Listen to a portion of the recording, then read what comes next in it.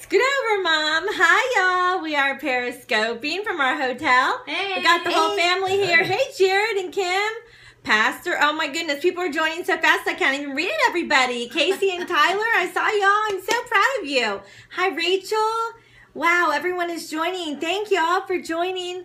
Hey, good. Dr. Jim Bob? Wow. It's great to see you. Whoa. Wish I could have as many followers as you do someday. But anyway, thank y'all for joining tonight. It's really great. Hi, Kendall. Hey, everybody. Hi, Fernanda. Mom, there's Fernanda. Hello. Good to see you guys. Oh, well, I don't know about Australian accents. Bryson, where's Bryson? He should be helping us with that. But he's actually headed out with his friends. But we're on vacation, and we're periscoping with you. I'm Trina Titus Lozano, and I'm here with you twice a day at noon and 9 Central Time. But we're in Pennsylvania, so it's 10 o'clock here. So right before bed, we thought, hey, let's go hang out in the little business center and talk about our next letter. I'm on a parenting series right now. The ABCs, the absolute basic criteria for raising the next generation. And this is my next generation, 2 of my kids. Hey. And this is my mom. And you are my next generation. And then them. So we've got 3 generations here. And so I've been giving you parenting advice for the past 3 weeks, and I want y'all to just stick with me. We're almost to Z. We're doing the ABCs, and we're almost to Z. Today is X for... Example. Spelled a little incorrectly, but we're not drunk. Believe it or not, we're just happy and having a good time, no matter what time of day is. But anyway, good to see y'all. And so we're talking about example. Mom was just getting ready to say before our Periscope started that she just read something interesting. So what did you read that was interesting, Mother? well, I just read that we expect so much from our children, you know, to always behave perfectly, to sit up straight, don't say anything when we don't do it ourselves. So don't put your elbows on the table and then we're leaning on the table. And it was really interesting how our expectations often of our children are much higher than we put on ourselves. Interesting. Expecting our kids to be patient when we're so impatient with them. Hurry up, get over here. What are you doing? And it's like, grabbing them, yanking them by the arm. They were like, wait, you need to be patient. We're telling them to be patient when we're like, ah.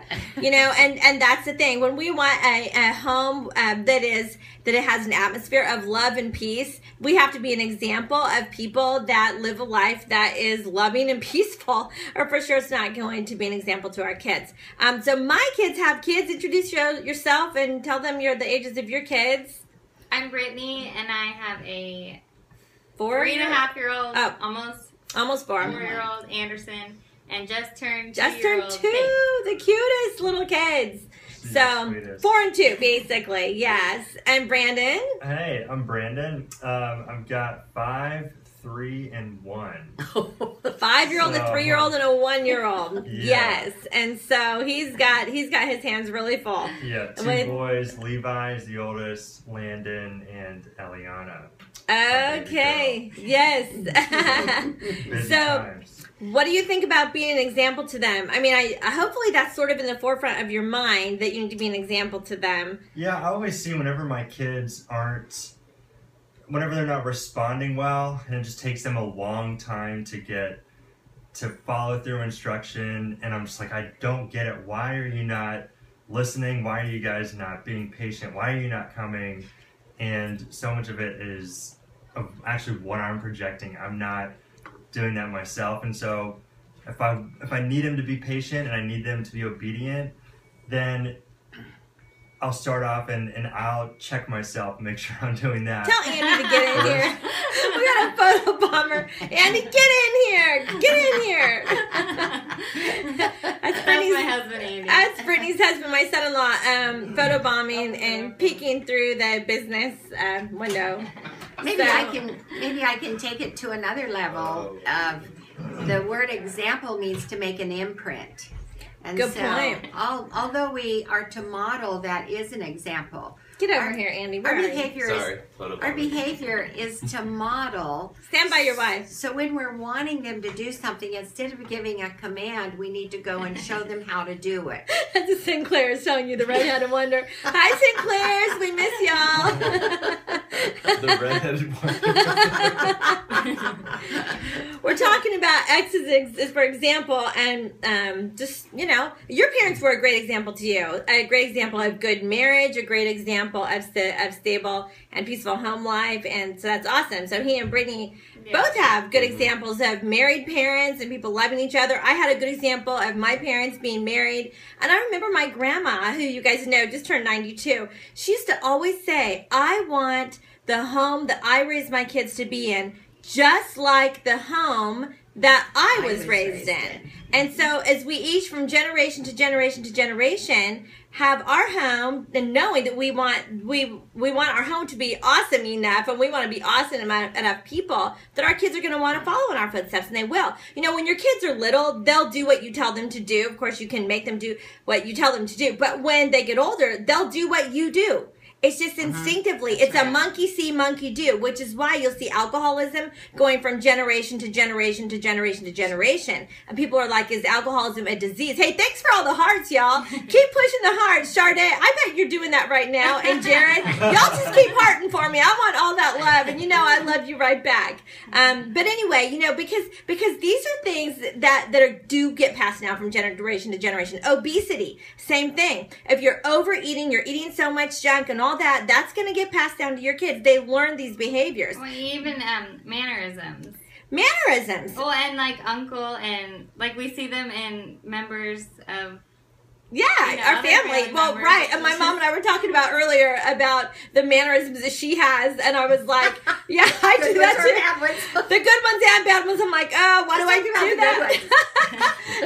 And we find that we do copy our parents, but we want to know that, you know, if I like what my grandma used to say. She said, if my kids turn out just like me, that's got to be great. So I have to be a great enough person that if my kids turn out just like me, they'll be awesome kids. Well, the truth is, hopefully they'll turn out just like you, plus then way better, because it'll be more, and then even way better from generation to generation. Everything will just be getting better and better.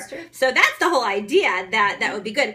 And we've got, of course, lots of scripture to back that up, and we will be reading one shortly. You guys want to add to that, boys? Yeah. One thing that I would add, I think, real quick, is that I think it's so much more powerful instead of telling your kids what to do. You know, just showing them a better way, and kind of letting that speak for itself. And a lot of times using that first instead of, you know, always correcting them with verbal correction, and always trying to lead by example first. And then if that doesn't work, you know, giving them some correction there. But well, before there's a command, Brandon, we have to show them what we're wanting them to do. They don't have a clue. Right, and a lot of times I forget to do that, and it doesn't end up working well. And so that's really where that check comes in of going, okay, am I being patient?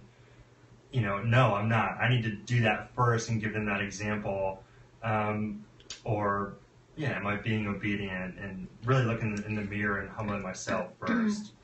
The other thing for me is attitude. So I always have my attitude and how I speak to them in check. You know, if I speak to them in an annoyed, frustrated attitude, well, no wonder they're going to speak to me with a whiny voice, with an attitude, very rude and stern. Well, so I have to make sure that my tone is peaceful and soft and whisper and... You know, gentle. If I tend to get too angry, to make sure that I whisper so that I'm not yelling or anything like that, because I don't want to honor your kids too. Like you honor your kids, you teach them honor by how you treat them, and the expectation that they treat you the same way. Right. Well, plus you're being an example to them of how to treat other people. Yeah. So you're an example of them of how to speak. You're being an example of them. Right. Okay, but remember how times that we accidentally do things like, and then we'll see our kids going, and we're thinking, where did they get that? And we're like, oh no, they learned that from me. I'm the one that always does that. And you notice that. Something and she goes, she drops something, she goes, and then you drop something and you go, and you're like, she learned it from me. Oh no. It's hilarious. Hi Denise, thanks for watching and for holding down the fort at home at our office. Appreciate you. Yes, but that's so true. And we noticed that or our kids will do things. I admittedly am not the best driver in the world, okay? But now that, all my kids are grown and I taught all of them how to drive, but oftentimes if I'm in the car with my son, my youngest is, who's the youngest? Well, Brittany is the one right here, but I have a child younger than her who just left. But it's so true. And Bryson, I'll be riding with him and he'll say, Mom, you're speeding. And I'm thinking, I'm being a horrible example right now. I'm in the car and I'm speeding. Hi, Bryson. I'm in the car and I'm your speeding. Your children start correcting you. Oh, yeah. Okay, right. Okay. Bryson, if you're here, you need to get in here. I thought you were already on the road. Anyway. But anyway, you're on the road. So, but you're not driving. Okay, good. Awesome, Bryson. Hi, Michelle. Hi, Jonathan. Yay. Thanks for watching our Periscope. But this example is so important. Let's go ahead and read the scripture about that if you can pull it up too. Yeah, I would like to share that when it comes to spiritual things like reading the word, praying together, etc., I knew that my parents were godly not because they quoted scripture to me or preached to me or said good Christians don't do that. I knew my parents were godly because I saw them reading the Bible. You saw them, right? Yeah, they didn't read it to me that much. And praying out loud. And they prayed, and we prayed out loud. Oh, did we ever? But I saw them do it, and that's how I knew they were seeking God. Yes, and I grew up the same way with my dad being an example of prayer. I mean, I consider myself a prayer warrior. In fact, it's on my bio. And just to introduce myself to y'all, if you don't know who I am, I'm Trina Titus Lozano, and I'm a counselor, and hopefully your favorite parent coach, and an ordained Christian minister. And I saw the Christian principles being practiced at home. So really, my parents were such an example of Christianity to me. And my dad was a pastor. I grew up as a pastor's daughter, but there was never any hypocrisy. And your kids are hypocrisy detectors. So if you're telling your kids to do things that you're not doing, they're not going to buy it. And guess what? They're for sure not going to do it either. So you tell them don't drink, and they see you drinking every night, guess what? They're going to be drunks just like you are. And guess what? You're probably a drunk if you're drinking every night and getting drunk every night. Sorry, it's just the truth. So don't be surprised. It's a bad example. It's a bad example, and your kids are copying, and they just are, and they will. So you can't tell them not to do something that you're not doing. It's just hypocrisy. It's not going to work. But I'm such a prayer warrior. Don't leave. No, come back. Say goodbye. My daughter needs a bottle.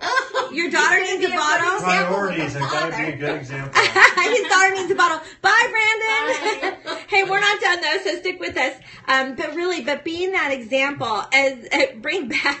Oh, hey, Matt Younger, good to see you. But being an example to our children of all of these things. I used to tell my kids, look, I'm not going to wear a bikini and show pictures of myself all over the internet. And you're not going to either. I just wanted to make sure that they knew that I was going to be an example. And so they were. But my dad was an example to me of praying all the time. I remember not only did I see him praying at church, but I could hear him praying in his closet at home every single morning. Early in the morning, I woke up to that sound. Sure. And so, and I still do. He still does that, and it's still part of his life.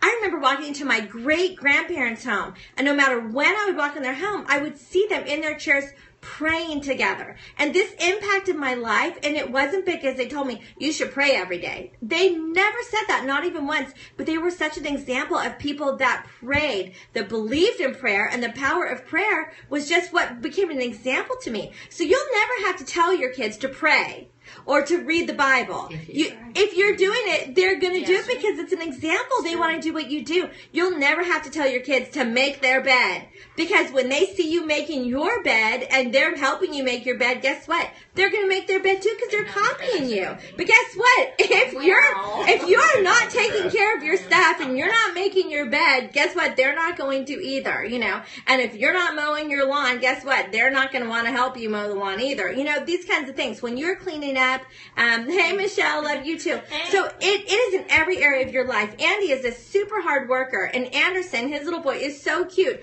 He wants to get out the hammers and nails, and he wants to just be right alongside with him, crafting things and building things, and he's just a little worker, just like his dad. And he helps take out the trash, and it was really great because even when it doesn't need to be taken even when it doesn't need to be taken out, because, he has seen that example, and I think that is so great. It really is. Have you guys noticed that? Yeah. He has a gift of responsibility for sure. And we've noticed that the last few weeks. and Yeah. things that it just kills him if he can't do it all the way. He's getting closer to being He gets really upset. Troy wants you to be his dad. But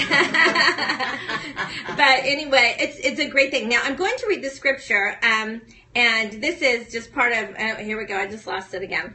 And Andy's a hero. Andy, thank you for joining our show tonight. You're the star. Okay, this is the New Living Translation, and this is Titus 2:7, okay? So this is a great scripture for you guys to reference and go ahead and look up. And hey, it's a great thing for you to memorize. And you yourself must be an example to them by doing good works of every kind.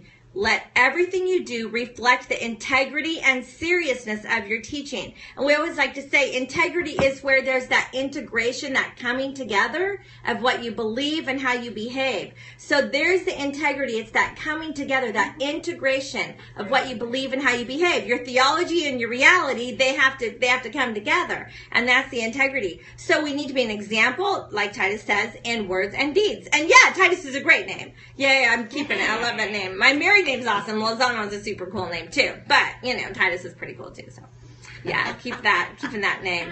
So anyway, thanks, Britt, for telling me about your mama. Learning so much. Oh, thanks, Brittany, for promoting my Periscope show. And you guys are really the best parents ever because you're learning so much and you're applying these things to your life. And I'm proud of y'all for just sticking with it and continuing to just work really hard to learn more, to join my Periscope twice a day. I'm really proud of you guys. And I just got to give a shout out to Tyler and Casey. You know what? I'm so proud of y'all for keeping your marriage together and for working on parenting. Yay. You guys are awesome. And I know my family doesn't know you yet, but I know you and I hear you and I love you. Matt Young. He's saying, is the lady to your left your sister? You are such a charmer, Matt Yonker. I tell you that, guy. You are a charmer. You're awesome. Love you guys. You know I love you. I'll be seeing you in my office soon. I love you so much. But anyway, we are live from Hershey, Pennsylvania, and Periscoping. I'll be with you again twice tomorrow at noon and 9 Central Time, coming from Hershey Park. 1 and 10, of course, in Pennsylvania. But looking forward to being with y'all again on Periscope. I'm sure I'll have my grandkids all with me tomorrow at Hershey Park. So we may be Periscoping from a roller coaster. I have no idea where I'll be at 1 o'clock, but I do know that I'll be Periscoping with you because I'm committed to this. If you need to catch up on my past Periscopes, check out my website, TrinaTitusLozano.com. Watch the replay, read the articles, and I look forward to seeing y'all tomorrow again. Everybody say bye. Bye. Bye. See you tomorrow. Bye. See you tomorrow.